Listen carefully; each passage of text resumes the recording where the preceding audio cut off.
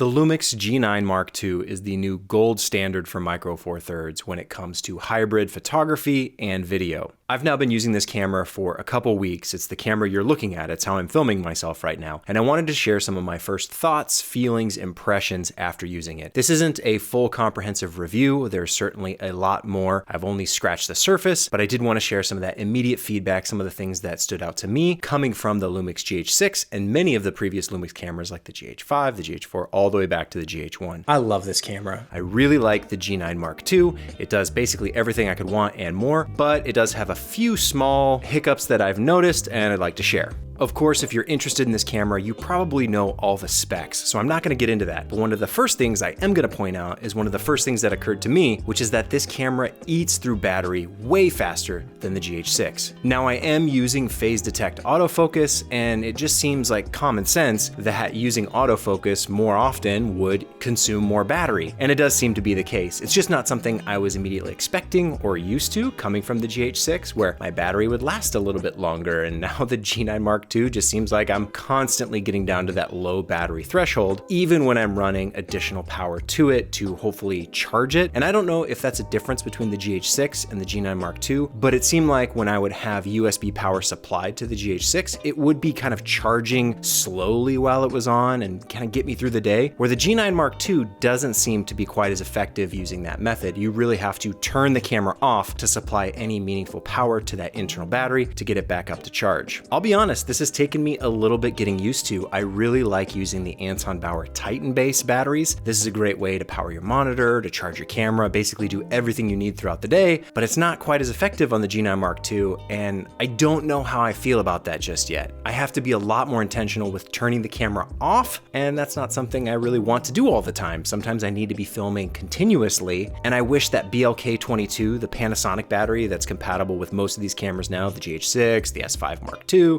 the G9 Mark II, maybe a few others. I wish that battery had a little bit more juice to really get me through the day on the G9 Mark II. So I've just kind of had to go back to how I used to do it, which is changing batteries more often and having a few spares ready to go. Not that big of a deal. You're probably filming that way already. I find I'm kind of one of the few people that tries to have this all-day battery life. A lot of other people are comfortable changing batteries, so if that's not a concern of yours, you're totally fine. But for me, it's really kind of interrupted my workflow more than I expected. However, that phase detect hybrid autofocus, whatever they're calling it, the new buzzword, the thing that basically says, hey, it's got good autofocus, well, I'm using it right now. You can be the judge of that. I think it works pretty well until it doesn't. 95% of the time, 99% of the time, it does what I need. It finds faces, it finds humans, but every once in a while, it'll kind of get stuck and it won't really adjust or be as responsive as I need it to be. I need to play with the settings because you can change how responsive and how fast the autofocus works, and maybe it's a few tweaks of the settings, but right out of the box, it works until it doesn't. And really, it's not a deal breaker because if you're just monitoring and paying attention to what you're doing, not that big of a deal. But I do have to say, it seems like the Sony and Canon autofocus systems are a little bit more reliable, as you would expect, because they've been doing it for longer, where the Lumix system is still kind of catching up. But I did have a lot of success with the animal detection. There's additional autofocus features like car and motorcycle detection as well. Subject detection autofocus is very helpful, especially if you're in a situation filming animals. In my case, it was chickens, and I was trying to take pictures of chickens, and they're kind of erratic, they're fast, they're quick, they're hard to capture. With the phase detect autofocus and the subject detection, it just found the chicken's eye and it was perfect autofocus basically every shot. Those are some of the things that you can do with the old point detection autofocus systems and doing it kind of manually or in between autofocus and manual. But subject detection gives you that extra peace of mind, ensuring you have what you need in focus and you got the shot. I'm gonna do some more experimentation and see how much I'm gonna rely on the autofocus system for humans and faces. So far, it seems very promising, and it's really nice to have one less thing to worry about. And you can actually do some more moves that you wouldn't do in a manual environment.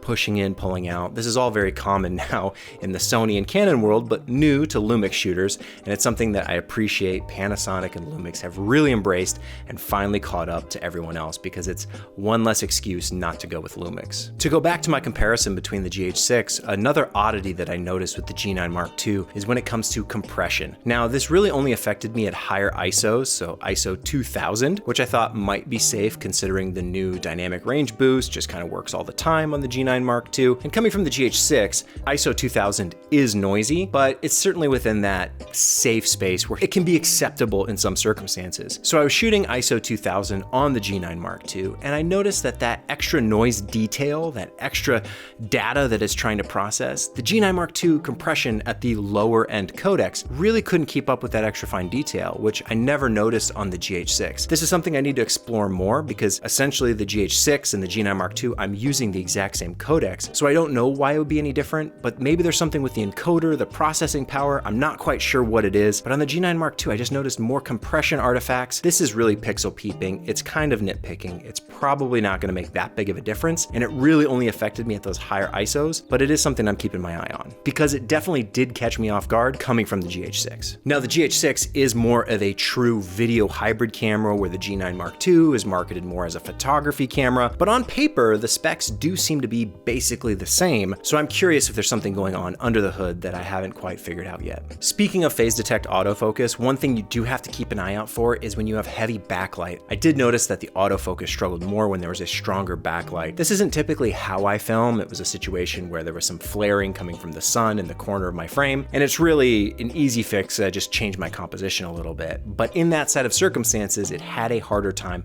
finding the face, getting focus. It could register the face, it could see the human, the autofocus markers were in the right spot, but it was hunting a lot more than I'm used to. And I don't know if this is because the Lumix system is using phase detect with contrast-based autofocus, and it's the hybrid of the two is causing some confusion. I'm not quite sure how it would work, but it was a set of circumstances that made me adjust what I was doing, and I couldn't rely as much on that autofocus. A nice step up from the GH6 is dynamic range, and this should be expected. On paper, the G9 Mark II runs the dynamic range boost basically all the time. So when you're filming video, you should be getting about an extra stop of dynamic range compared to the GH6, and I have noticed that does seem to be the case. I'm getting that little bit extra dynamic range that really doesn't matter all that much, but if you really want to pixel peep it and pay attention and look, you do have it. However, this comes with a sacrifice or a trade-off, if you will. The base ISO in Vlog is now 500 compared to 250 on the GH6. What does that mean in practice? Well, not a whole lot, other than your base ISO will tend to be about a stop brighter, but you have an extra stop of dynamic range, and so it kind of seems to be like a wash, where you're filming maybe a little bit brighter, but you also have that highlight retention. For me, it hasn't really changed much of my settings in normal operating conditions, but it's more of a mental thing to process. I'm used to filming at ISO 250 outside, let's say, and now I've got to adjust to ISO 500 and make sure that my exposure is staying in balance using things like ND filters, because if you're familiar with how I shoot and how I think a lot of people should shoot, it's what I recommend. Use shutter angle, so your shutter angle is always at 180 degrees. You're stuck, that's fixed. If you want that shallow depth of field, you're gonna shoot wide open with your lens, probably maybe like a 1.7 or f2,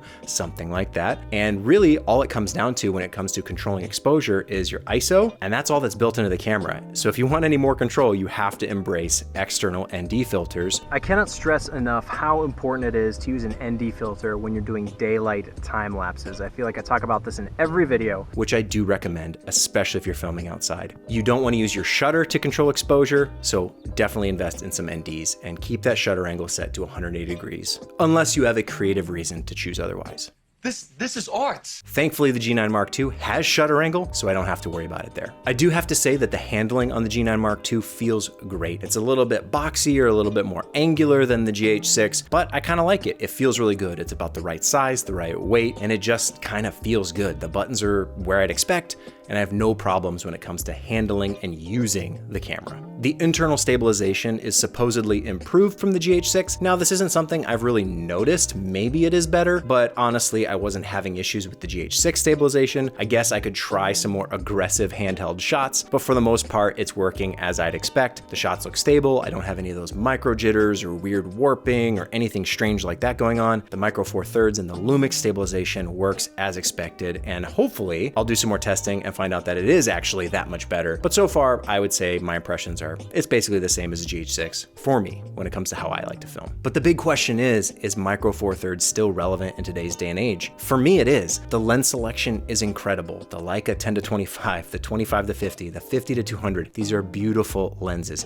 Things like the 42.5, 1.2, beautiful, beautiful lens. Things like the 9mm lens, great, lovely glass. Small, compact, lightweight, but still fast aperture so you can get that shallow depth of field. I love all my Micro Four Thirds lenses, and whenever I look at the full frame glass, it is tempting, but also I'm pretty content. And the beauty of Micro Four Thirds is that in certain situations, it can be an advantage. If you want to reach, if you want to shoot longer, more telephoto, shoot further away, that crop factor actually helps you out. It's also beneficial if you're trying to do any macro photography. With full frame, macro can be a challenge because that depth of field is so shallow. With Micro Four Thirds, it's plenty shallow and you will have to stop down even when you're doing macro photography, but that crop factor does help you out. If I were going to invest new in a Lumix system, I probably would go with some of their full frame offerings like the S5 Mark II and buy glass for that system, but considering I have so much Micro Four Thirds glass in my collection, there's no problem with the G9 Mark II. It does everything I need. And having that phase detect autofocus system really just brings the whole camera together. I think the GH6 is still a wonderful, beautiful camera. I've done so much work with it over the last couple years, but more tools and more options allow for more creativity. And now that the G9 Mark II has started coming down in price, I think it's at a very competitive advantage considering the landscape of other camera systems, other brands, and it's actually a great time to buy one of these cameras. I still have a lot more testing to do. I have shoots coming up where I'm going to be putting this thing through the ringer. Maybe there's some crippling flaw that I haven't discovered yet, but so far, so good. It does what I needed from the GH6, and I've got a few extra bells and whistles to help me out in certain situations. Things that I've lost, the CF Express Type B slot, I do miss. The flip up screen, I do miss. Time code in over the flash sync port, I do miss. But these are small things in the grand scheme of it, and I'll probably end up using phase detect autofocus a lot more than any one of those individual features. So no matter who you are or what you do, it's a great time to be a content creator or independent filmmaker because we have some of the most powerful tools that 10 years ago I could never even imagine. And now they're smaller than ever, more affordable than ever. So I say pick the tool that's gonna work for you and focus on the creative process and making something, because at the end of the day, that's really what matters. Do you have any thoughts on the G9 Mark II? Anything I missed? Let me know in the comments. I'd love to hear it.